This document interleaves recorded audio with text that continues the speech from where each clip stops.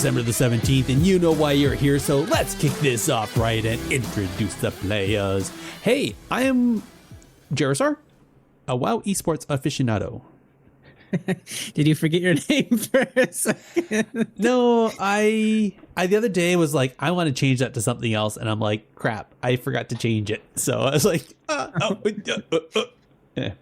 Well, fair enough. I'm Big Moran. At this point, I might be AI generated. I'm not sure. And who knows where Jake is? Again, he's fighting mini battles always, fighting demons. He is traveling right now. He let us know he wasn't able to make it. He is traveling home from a work conference that sounded like a not so fun work conference, but I'm sure he'll be nicely rested up for our last episode of the year, which is going to be happening not quite in 2 weeks from now, but on the 30th instead of the 31st. But that's fine. But hey, let's talk about today. Let's talk about now. Let's talk about what we have been up to and what the burning topics are on our minds today. Yes. I know you. So AI, like you've been talking about this before. You were building a website by yourself using some AI program to help you do the Java, all the scripting and everything you needed to do. Yeah. And I'm assuming that you might be AI generated means that you've fallen down to like some deep well of website programming and you've lost yourself. Well, so yes, and yes. So I'll tell you what I've been trying to do today. All right. And this is a colossal mountain to climb, but someone needs to climb it. Okay. All right. So, when there's this massive forum post called Midnight Development Notes, you know what I'm talking about. I mean, every time there's a major patch or major an expansion, there's this thread. Yep. The problem with this thread is that there'll be updates, with subsequent builds, but the main post never truly gets updated with those subsequent updates, if that makes sense. So like, for instance, in the initial post, it might say Mage Frostbolt buffed by 25%. Then maybe there's in a future build a change to Frostbolt. It's like on Frostbolt nerfed by 50%. It's like, well, wait a second. Okay. Those changes aren't reflected in the initial patch notes, and that's what I'm trying to fix today. Oh. And yes, but it has been, my God, that forum post with the midnight patch notes is insanely long. It has like over 500,000 characters or something like this. So that is a lot of information to parse. I'm sorry, but I like it. I like how they do it that, because I remember when what they do is they chain every time they do a new build, they add another patch note into the thread, and they just create this giant thread of patch build after patch build after patch build. Versus before, I'm pretty sure before they've been doing this for years now. But I want to say, like, let's say Cataclysm or Mist of Pandaria, it was its own patch note, right? They didn't chain them, and it just became, and they just pinned that new thread. So there wasn't like the continuing rolling builds into one thread. It was individual threads. Yeah, I can see it being good in both ways, but like, for instance, like I've been making these class previews, and I just made the Mistweaver one last week with Mystical, and I hop in the call with Mystical. I open up the patch notes, and I go to the Mistweaver section, and like, okay, this ability has been removed. This ability has been removed. He's like, yep. And we start talking. He's like, oh yeah, also Chi Harmony has been removed. I'm like, oh, wait a second, I didn't see that in the patch notes. I'm sure it was there on that page, but I would have to find, I'd have to go through each Mistweaver section. Yeah, it was like 3 builds before or something like that. Yeah, so what I've been doing today is, my God, I'm burning multiple rainforests by doing this, because I'm using a lot of resources, but I'm having the AI go through each spec one by one and sort of dig through, isolate, for instance, Frost Decay in the initial post and in every subsequent post. Okay. And so that's kind of like, first round, Yep. and then I'm trying to sort of combine everything at once, and just try to have every single change on one page. And I don't know if it's gonna pan out like I'm envisioning, but I mean, I think it's gonna be, if I can get this working, it's gonna be very useful for the PvP community, because they'll have all the information about Midnight, about their spec, on one single page, isolated, without any noise. And I'm skipping like the changes that aren't relevant to PvP. Like if it says does not affect PvP combat, I'm skipping that. Or if, we're gonna, I've told the AI what hero talents and what hero specs are, so it knows that Frostfire is shared between Frost and Fight. Like I'm checking all the boxes here. Yeah. So if I understand correctly, you are training Skynet on how to parse all the patch notes together and extrapolate each class on its own. So you have all of the changes per class, per spec chained together. And in the meantime, you've split an atomic bomb's worth of uranium to power all this. Yes. All right. I might be going crazy in the process too. Who knows? I'll be honest. Every time I try to look at the patch notes for an expansion, like all the development notes, I go crazy. Like it is. You're not wrong. It is insane the amount of data there, and like yes.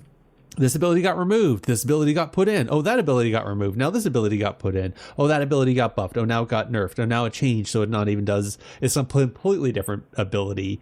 And yeah, it's. Yes. Yeah. No, I hear you. Well, I just want to say, if you pay any attention, you should maybe watch Level Added. Level Added. Level it in. Yeah.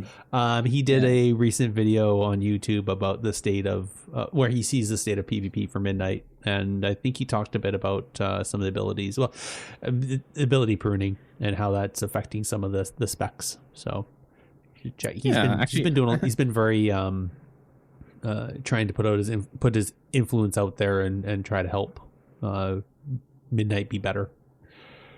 Nice, good. Yeah.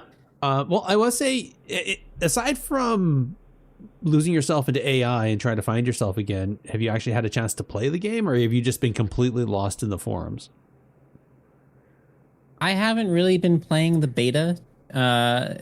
I know it was basically unplayable until like 2 weeks ago. Yeah. I've been kind of loosely any part of the game, like even retail, have you been playing, or have you just been like punching through notes and making videos?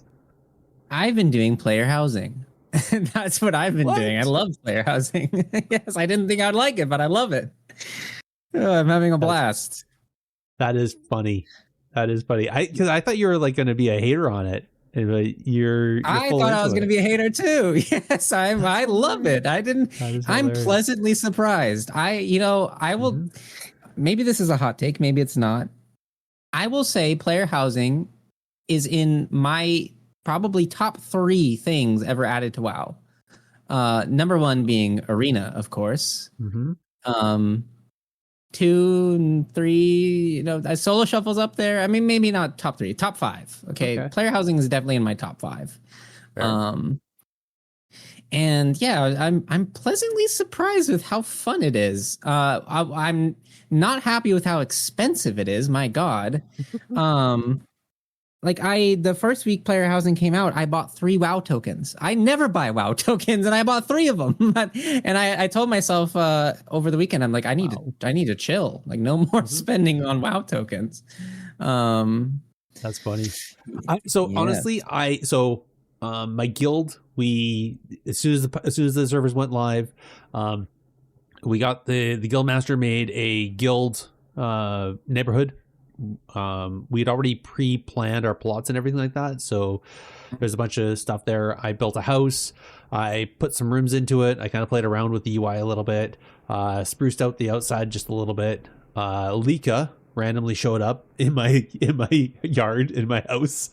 He was going through his BattleNet friends and checking out all the different houses. And then I was like, I really want to. There's a bunch of stuff I want, and I just want to collect it just so I have it. So then I'm not doing stuff and being like in the middle of trying to build, oh, I wish I had that, and then have to go find it. So I was like, I'm just going to collect a bunch of stuff. So then I found out, you have to go to a bunch of dungeons. So I started running a bunch of those. And then I was like, oh, and professions can make a bunch of stuff. Oh, so I was like going through all my my whole alt army. And then some of them I hadn't leveled up properly because those expansions I just never really did. Like my engineer is missing like a bunch of stuff. My druid was a leather worker and a skinner. And then somewhere in the past, I switched out from leatherworking to something else. And I thought that I could just go back and there's a thing you buy and it gives you back all your stuff, all your recipes and everything.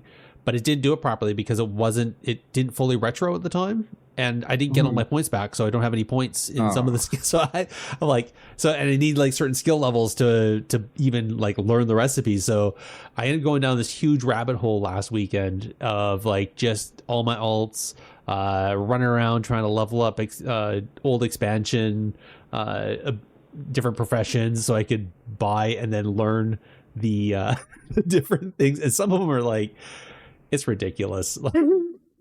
Yeah, and I will say, I mean, I'm a little bit salty. The one thing I'm salty about is you really needed to like play previous expansions and farm rep and stuff in order to have like the full housing experience, because like I didn't realize how much of the stuff is just gated behind random achievements or random reputations. Like the other day I was like, I wanted this bench from the lore walkers, and I noticed I didn't have any lore walker. Like I played through Mists of Pandaria, but I just didn't do any of the dailies for the lore walkers or whatever. So I have 0 reputation, and that kind of sucks. Like, I understand that it's good for the game that they're kind of getting people out in the world doing stuff again. But man, it's like so much stuff is just gated behind. But the thing is, these old it's evergreen though. Like, I mean, you don't have to have it today. You can get it, and let's be honest. Like right now, it's not even pre-expansion. Like we just have it because we happen to have access because we pre-purchased, right? But there's people that haven't pre-purchased. They're not even going to get their houses until midnight launches, and it's going to go for another full expansion. Like I'm sure they're going to add some more things. But let's be honest. Like this isn't Amazon. We don't need it now. And the other thing I do like about housing, which is kind of related to what you just said, is like I like how it's like this incremental thing. Like you don't have to one shot it. And of course you build your house and lay out all the rooms, and you kind of have a general idea of what you want your aesthetic to be, and it's kind of cool that you can just develop it over time. And circling back to what you just said, it's like, okay, now I want this bench. Like this would go really nice. Like this is the next thing I want to add to my house. It's just a tiny little bench. Oh, but now I have to go out in the world. Okay, cool. Like, it's like, I like that sort of feedback loop. It's like, I want this tiny little thing. Oh, I have to do this task. Let me just do this task. It's nice. It's kind of, it's a nice slow pace of enjoying the game, I feel, which people complain. I'm gonna have to create a spreadsheet of like all the stuff I want, how I get it, and then track my progress on it, and I'm gonna have to do it that way, I think, because there's a lot of stuff. I do want to, so I can't remember if I mentioned it last podcast or not, but I put out a tweet a little while ago bemoaning the fact that there are, of all of the almost 2,300 items, 22 are only 22 are PvP related, and they're gated behind PvP achievements, and some of those achievements are not easy. Like there's some skill required for some of them. There's like a Eye of the Storm one where you have to like cap like 5 towers or something in one one game, like something like that. And there's one where it's like you have to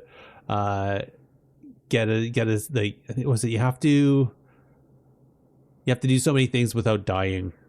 It was just like that's not easy to do in a random BG. Not gonna lie. It's like, you have to be pretty unkillable.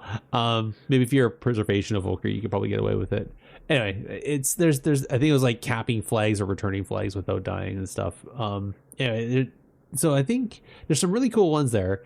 But then I realized that there's only like 4 items or four dungeon and raid achievements, and like none of them are elitist. There's nothing for some super elite stuff. A lot of it's just, putting the time in, grinding it out, and you're gonna get this achievement generally because your skill's gonna improve, right? But it's just putting in the work. So I'm kind of curious, how do you feel? Because I remember before when they're talking about housing, how everybody was like, yeah, I want to be able to, like, show off my rank, won a title, or like, my duelist, or like any of this stuff. And now I'm kind of okay with it not being elitist, that this is just something that anybody can really do. They just, as long as they put in the grind. Like, obviously some of it's harder than others, but I don't know. What do you think? Do you want to be able to show off some of your elitist stuff, or are you okay with it being just chill? I think it would be cool to show off some of the elitist stuff for sure. Yeah.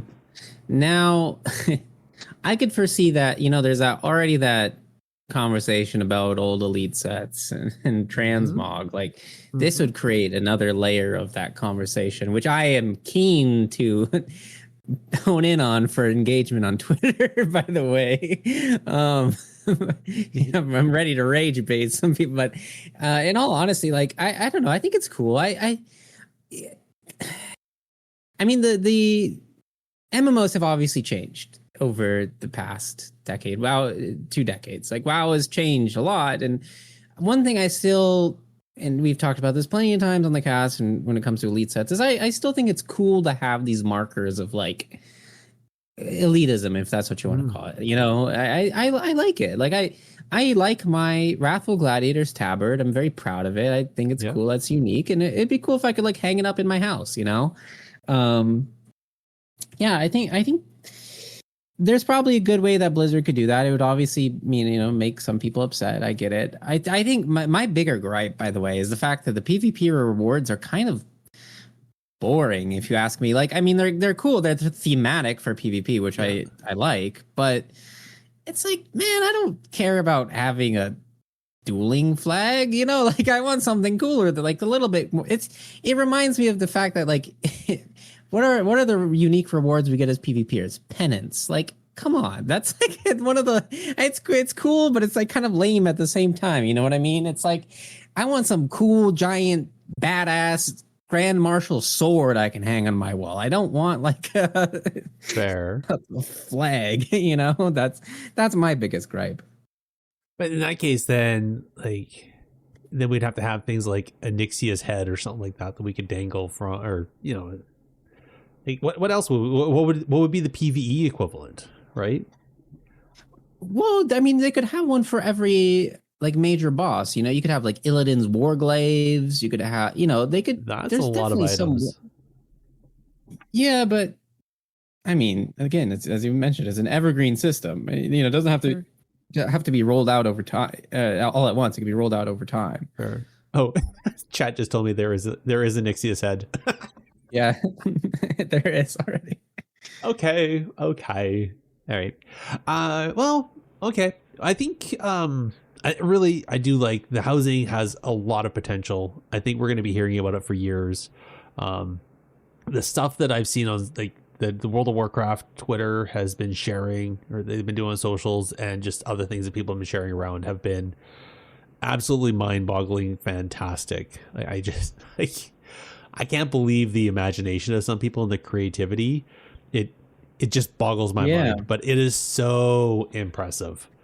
Like, there are some amazing creative people out there. I just can't even imagine how they came up with that. Like, there's this I saw someone was streaming yesterday, and they were building an Alice in Wonderland style house. Like, in Alice in Wonderland, she goes through, like, the rabbit hole, and she goes, the hallway gets smaller, and then she emerges in the tea, at the room with the tea table. It was like that. It was like, you go through the rabbit hole. I was like, oh, that's really cool. Wow.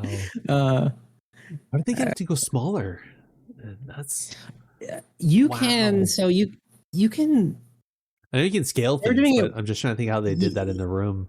They were doing it with trees, like you know how like some of the trees they kind of bend inwards, like in the branches, and so she was using like the trees at the start of the hallway were big, and then the trees at the end of the hallway were more narrow or smaller. Yeah. And then I think there's a way you can scale walls too. Oh, really? I think you can Yeah, scale objects. I didn't think you could scale walls, but that makes sense. That's really cool. That's that's cool. crazy. Yeah. I have to ask. I know we participated, but I can't remember if I saw you. Did you happen to? Oh, hold on for a second. I have a little thing I have to do here. It is how do I? Come on. How do I ban you? Dang it. Okay, never mind. I'm gonna have to figure this out later. All right. Trying to do things while I'm trying to type. This is not good for me. I need to stop doing this. Okay. Did you participate at all in the Play with the Blues at all? No, I didn't. But I saw Venruki made a video the other day about the Epic BG was the new Epic BG. Was that part of the Play with the Blues? Yeah. So I haven't even noticed, but I have a little bit of a gripe about this. So have you seen all the announcements when they're doing the dungeon testing and the raid testing? Have you ever seen there's usually like a post either Wowhead. There's usually like so it was put up on the forums when the stuff's going to happen. But then there's always like some announcements through the news medias that hey, we're raid testing is going to be this day, or the pre-launch is going to be the pre-patch is going to be this day. We have to test it on the PTR, we have to test it on the beta and stuff like that. And so they did a Play with the Blues for the training grounds one Monday, so it'd been the 8th, and then they did a Play with the Blues just this last Monday for the Epic BG, and it was a whisper. They put out the forum post, but it wasn't announced further than that. I didn't see a single tweet from Blizzard on it. I didn't see a thing. So for the Epic one, yeah, Venruki was doing it. I think Mortai was doing it. So was Dr. Ownlord in our community. He was there too, and there's a few other people that were there. But it was still like a 10-minute queue time I think one of them was like 20 something minutes or something like that, because there wasn't enough people queuing up, because it was barely anybody queuing. But yeah, it was a thing. There was nothing in the dungeon journal on how to play the BG. There was nothing like the doors opened, nobody knew what to do. The map had a few things on it, but it was kind of hard to tell what it was. And so the whole thing though is it's like a mixture between from Alterac Valley and Ashran. And so there's like PvE things you do, but when you do the PvE things, so you kill these little mini bosses, it like obliterates your resources and your reinforcements. So like I think when they first started, it was like 600 or whatever, and the next time we went in, it was like 800, and the next time we went in, it was like over 1,000. It just kept like increasing because like you kill the boss and it was like 400 people or 400 reinforcements disappeared, and it was like, what? I heard it was super laggy, right? Yeah, it was. They're never going to fix that. They have the only way they're going to fix that is if everybody gets like fiber and the servers are upgraded to like NASA level. I think that's the only way they're going to fix that. What was the issue? Was it just a scale of people and like the you take so if you think about it, they have problems even raids. Like you have 20 people in a raid against a boss and you have lag. But instead now you have 40 v40, so you have 80 people all pushing off buttons which have sparkly effects. And there's data transfer that has to happen all around the world for that. Back to the server, and then the server reports out what the outcome was. Like it's engineering wise, it's really crazy that this even works the way it does and as well as it does. But yeah, it's going to be laggy as F. There are people they were talking. I think they reduced their graphics down to like 1, and it was still like 17 FPS on like a really good rig, and they were like, "This is nuts." And yeah, it's even if all 40 aren't there, even if it branches down to let's say 30, you're still doing a 30v30 scrum. That's 60 different computers punching buttons and doing abilities that some server has to calculate the outcome of. Like it's a scale of issue. Interesting. Yeah. It's kind of weird that, I mean, maybe their ambition was to have like, I mean, they haven't released a new Epic BG in a while, right? Like it's been what was Ashran the last one? I don't even remember. Yeah, so it's been a while, and maybe they're just like, some shareholder meeting. They're like, oh, we made this big Epic BG. That's probably, I can see that that kind of being their their idea behind it. But yeah, that's crazy. That it's a thing. I mean, yeah, it is what it is. Like it's going to happen, right? You're going to have the scrum. People are going to die. You resurrect, and then you run off, and you usually don't have as much lag again. It's always that first battle that always has like a bunch of lag, and you have it in any of the BGs right now. You have it in Alterac Valley. You have it in Isle of Conquest.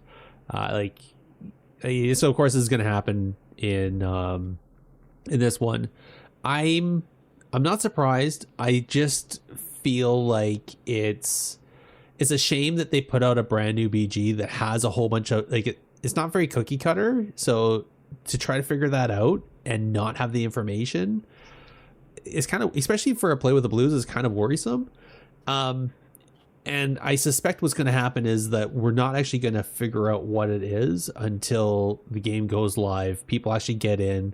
There's some testing done, coordination somewhere in the background on forum groups or whatever, and then we'll have some videos. Some people put YouTube videos out to show how it's done, and everybody's like, "Oh, that's how you're supposed to do it."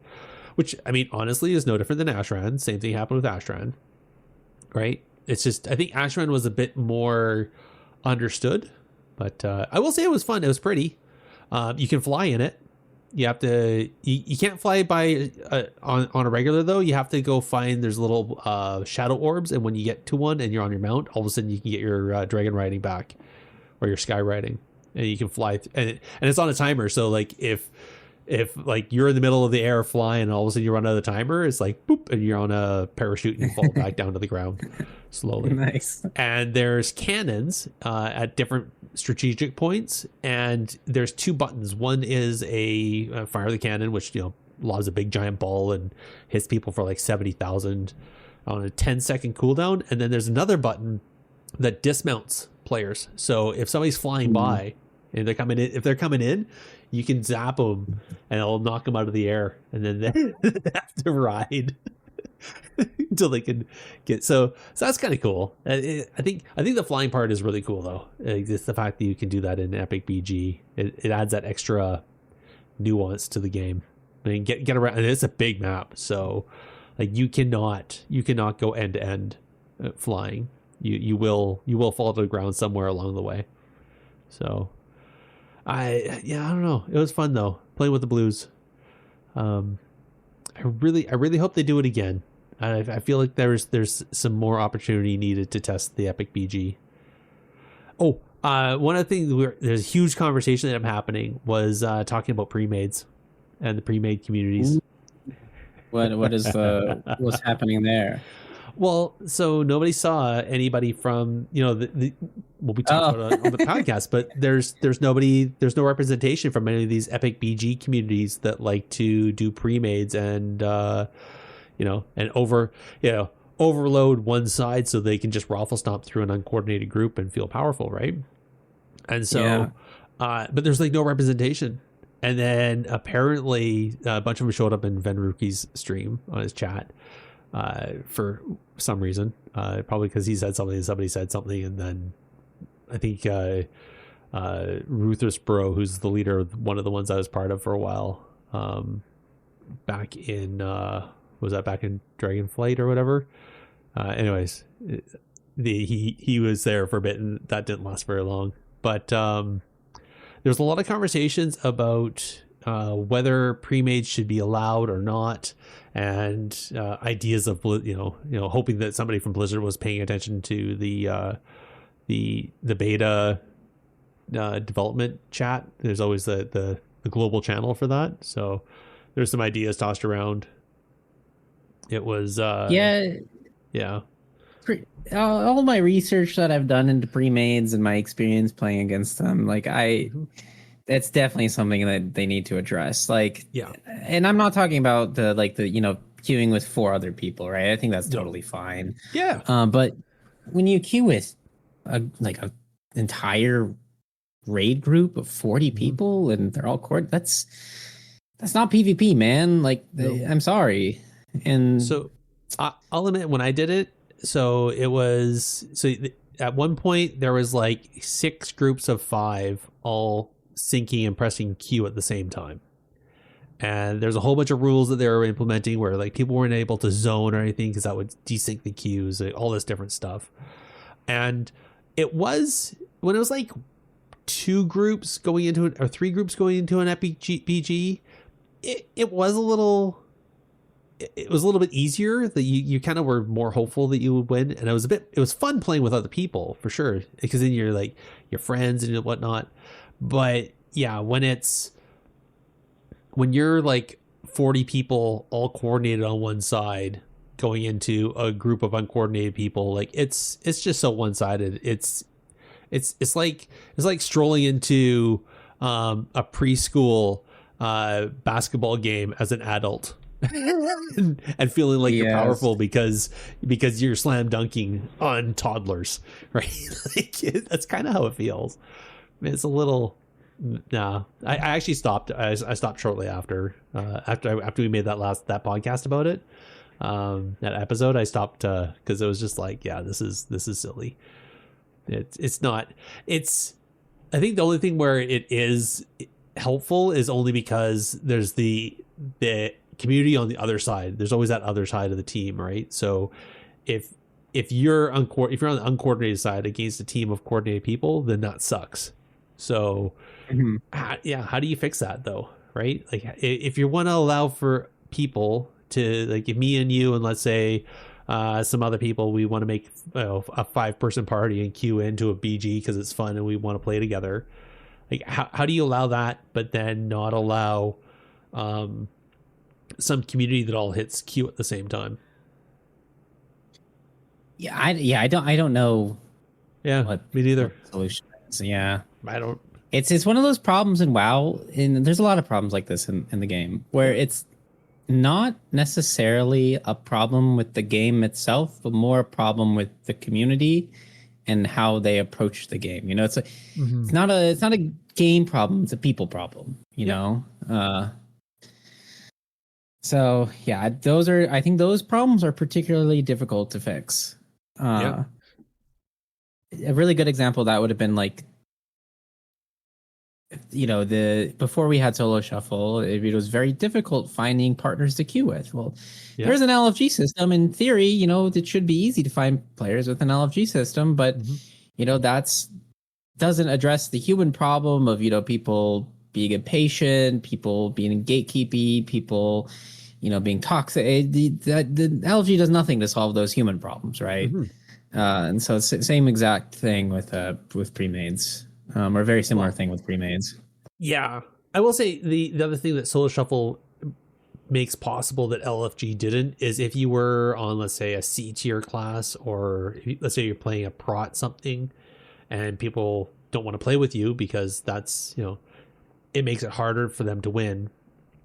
And really it's their CR on the line, then you won't have any games. You won't have anybody to play with. Versus like, if I want to play Vengeance Demon Hunter and in Solo Shuffle, I just press Q and the gates open and everybody in the lobby goes, oh gosh. But I'm having fun because I'm playing what I want to play. I wouldn't be able to do that with LFG. Exactly, yeah. One last, so I just want to look at the notes here. You said something about the state of the beta. Were you talking with Venruki and Absurd, or did they talk? And you want to talk about what they said? Yeah, well, so I was talking to them actually. So you mentioned the video that Leveled and made, and Yeah. I was planning to make a very similar video, kind of talking about the state of the beta in terms of gameplay, because there's a lot of changes happening at once. There's, the ability pruning, the removal of add-ons, and, maybe some other things. And I wanted to kind of get their perspective on how the game has actually changed in terms of how it feels to play. So I can give you that we can go over the sort of the footnotes, Cliff Notes version of that. I kind of want to watch your video, buddy. Oh, I haven't made it. I haven't even finished the script yet, but I don't mind talking about it because who knows? Like this information might change. So we'll talk about healers first. So obviously, a lot of healers got many healers got abilities pruned. Yep. And DPS got abilities pruned. There's also CC changes. A lot of micro CC got removed. The DR timers got changed. There's only 2 DRs now. And overall, what Absurd was telling me is the pace of the game is a bit slower. Okay. Right now, or at least compared to retail right now, if you play retail arena, especially 3v3, health bars are spiking up and down, every single second. Yeah. Someone will be at 100%, then they'll be at 30%, then they'll be at 70%, then they'll be at 20%. Like this is how gameplay feels. Yeah. Very spiky. You don't have that sort of spikiness on Midnight, at least so far. Health bars kind of are more a gentle push and pull. Not super gentle because some, specs still do quite a lot of burst damage, but instead of health bars gradually going down and suddenly going down and suddenly going up, they're kind of more gradual. So healing is maybe a little bit lower, but also damage is a little bit lower. And you still have to kind of be methodical with how you heal as a healer, but you're not completely stressed like you might be on retail. Also, since there's less micro CC and the DRs have changed a little bit, you do have a little bit more time to play as a healer. You're not in CC, or you're not stuck in CC for as long as you might be on retail. So that was kind of the healer perspective, and the damage perspective is shares a lot of the same things I just talked about. As damage is a little bit slower, which as a damage dealer probably doesn't feel good. As a DPS, you want to move health bars really quick. But at the same time, it means that maybe mechanics are still really important. Like maybe it's important you land your interrupts at the right times. And there's less micro CC, so maybe you're able to play your character more, and that actually feels a little bit better. Yeah. So overall, the general vibe I got from both of them is that, number one, Midnight feels for the first time like a completely different game. Going from Dragonflight to the War Within, gameplay didn't change much in PvP. I mean, it did a little bit, but not too much. Also, I mean, they just generally expressed a feeling that it's fun. Now there are some problems that that are worth addressing.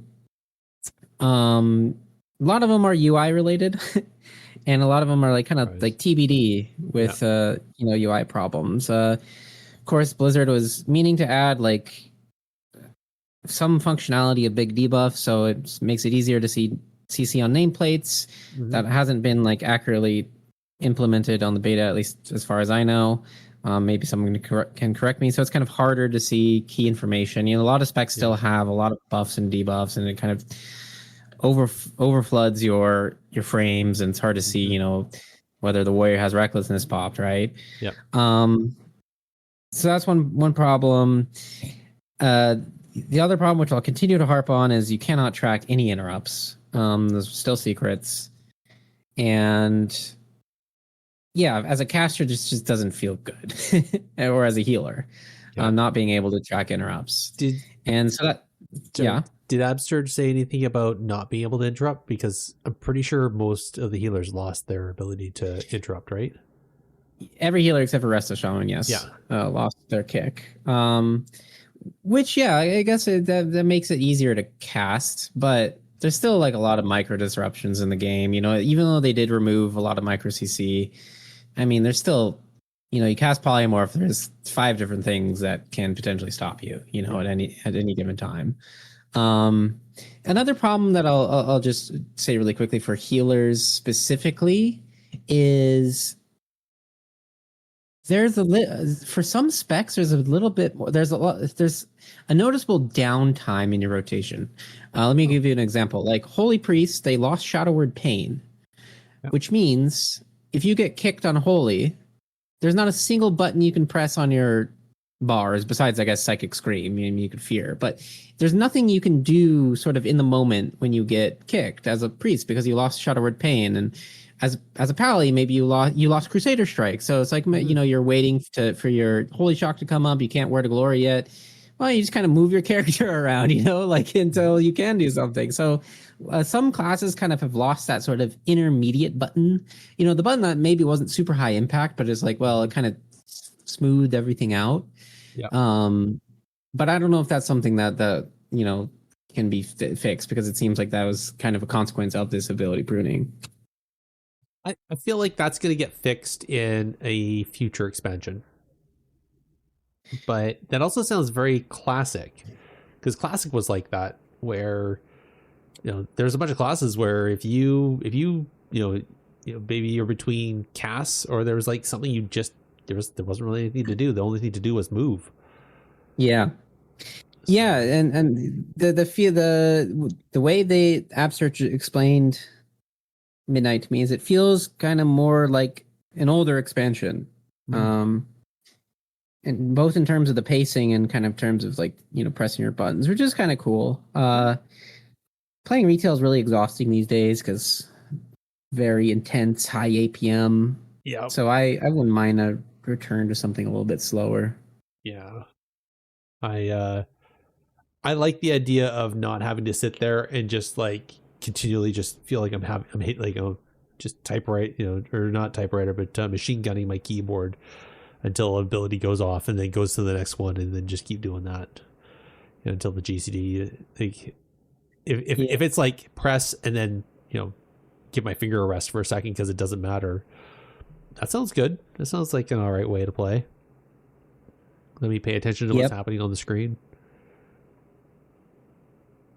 You know, as far as other things in Midnight are concerned that I don't think I've really looked into, and, you know, we haven't talked about too much. I'm assuming the gearing system is probably going to be exactly the same, which is both a good thing and a bad thing. You know, like, in my opinion, the gearing system is simple once you figure it out, but I think figuring it out from like a new player point of view is probably a giant pain in the ass. Yeah. So I don't know if we have embellishments. I'm assuming we do. And that whole PvP crafting with embellishments is still going to be a thing, but I'm not entirely. I didn't really pay that close attention to the gearing in beta. And obviously there's the max level realm where it's just you go up to a NPC and you buy everything right there and boom, you have it. So I'm assuming that it's going to be the same in Midnight. Where you go to Silver Moon City and you fly over to there, and there's your PvP vendors with the honor gear, the war, the world PvP gear for the bloody tokens, and your conquest gear, and it's all the same. So I'm pretty sure it's going to be, you know, same thing. I'm pretty sure I remember seeing them having the PvP gems. So those are going to be there again, which means we're going to have probably the same thing where you have to use so many gems and some honor to make the sockets. Oh no, actually, shoot. I think actually the PvP gear has some sockets in it, but that might have been just for the max level. I'm not sure. Beneruki was complaining that right now on the beta, crafted gear is significantly higher item level than Yeah. the conquest gear, Yeah. and so if you want to be sweaty, you can get all the crafted gear, but then it's like annoying to get it. Yeah. Yeah. It's 10 item levels higher, I think. So I think the conquest gear scales to 289. And I want to say the crafted is 298 or something like that. Yeah. Yeah.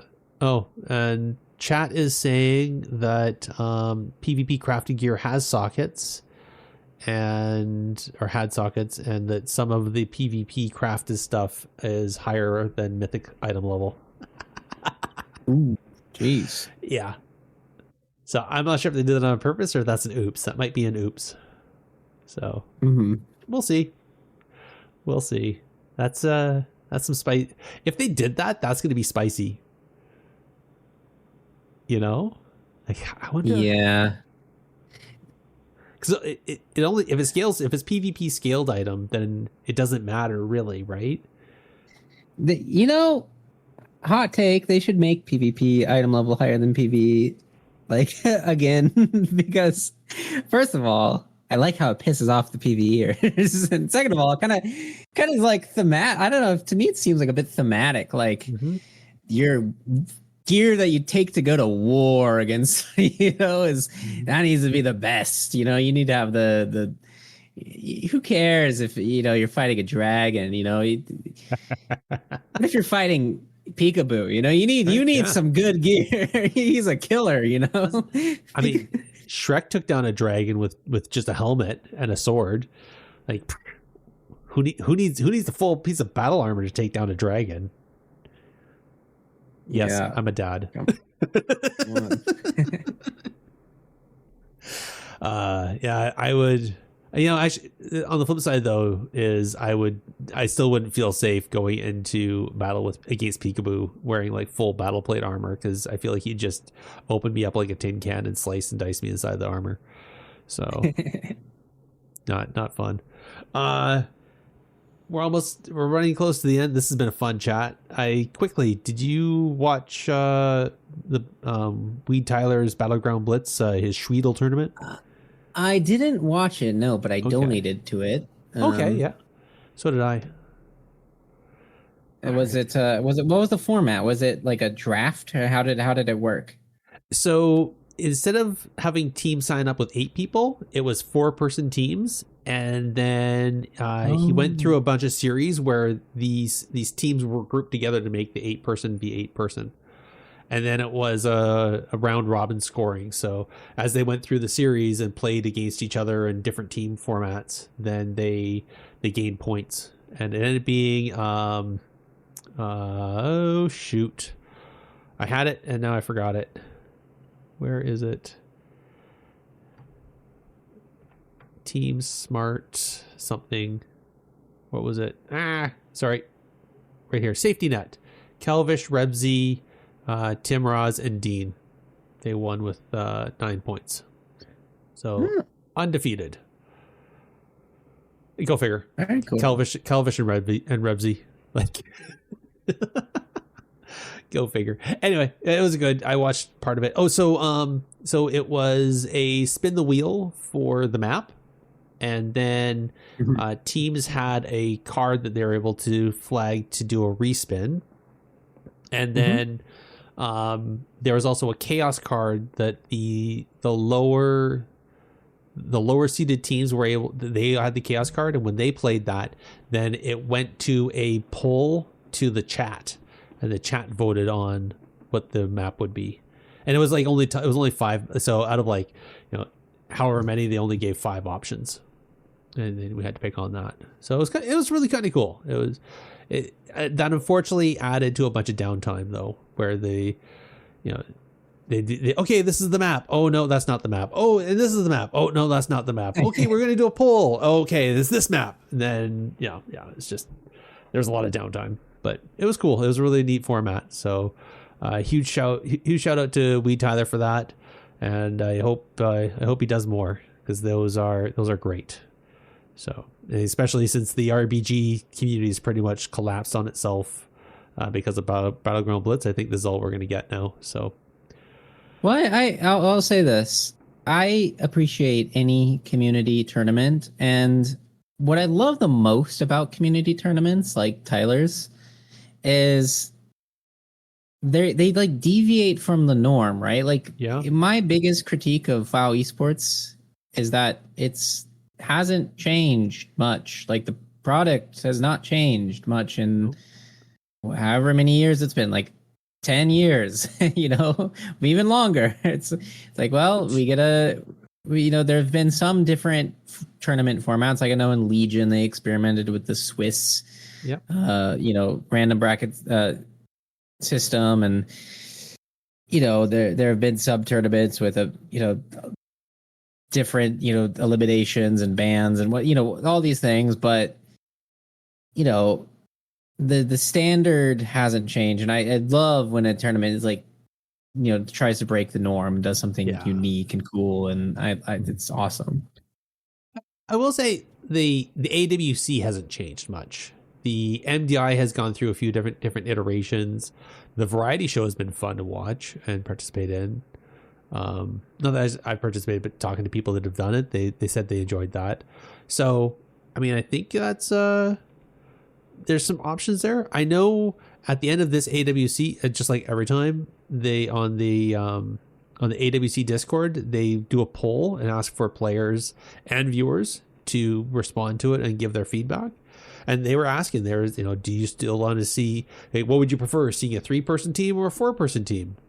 Like that would be a bit of a shakeup if they went back down to 3 people only per team. But I don't know. We'll see what happens. We'll see what they do with the data. I suspect it's probably still going to be the same thing though, where it's like, 3 to 4 people.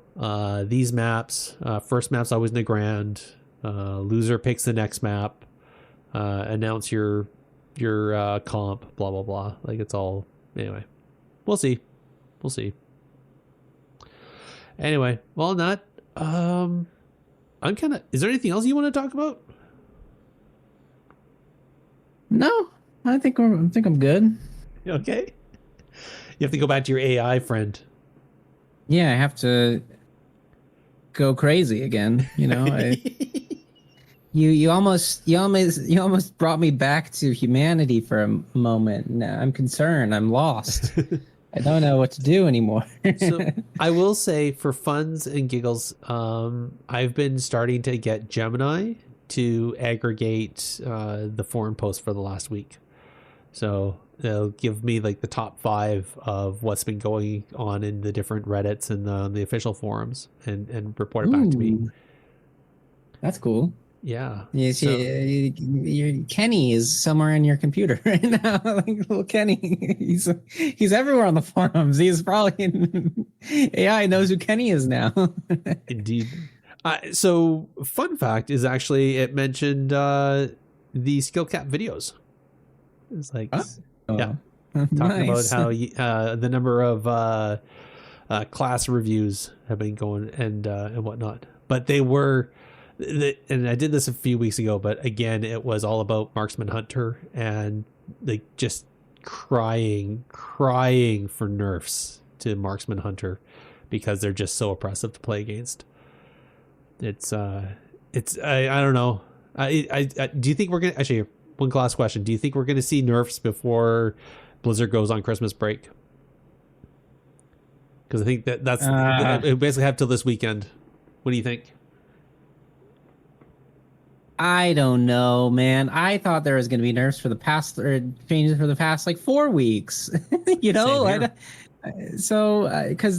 okay, we had Thanksgiving in the U.S. and I was like, okay, sure, that's an excuse. Like, that's understandable. No tuning on the week of Thanksgiving. Yep. But then I was like, okay, what about next week? Nope. Okay, what about next week? Nope. It's like, what's going on? Who knows? Yep, no changes, and yeah, okay. I'm actually concerned. I think I'm starting to feel like what we have now is what we're going to have until March. Yeah, It's, I mean, we'll find out in 2 days. Find out on Friday. Always be surprised. Always surprised on Fridays. We'll see. On that, though, instead of being surprised, why don't we tell people what they already know and list off where they can reach us? Ooh, I was not ready for this, but I can do that right now. You can contact us directly on X at technically_PvP or on Blue Sky at technicallypvp.bluesky.social or by an email to technicallypvp@gmail.com. You can also join our discussions on the Bonus Roll Productions Discord. Indeed.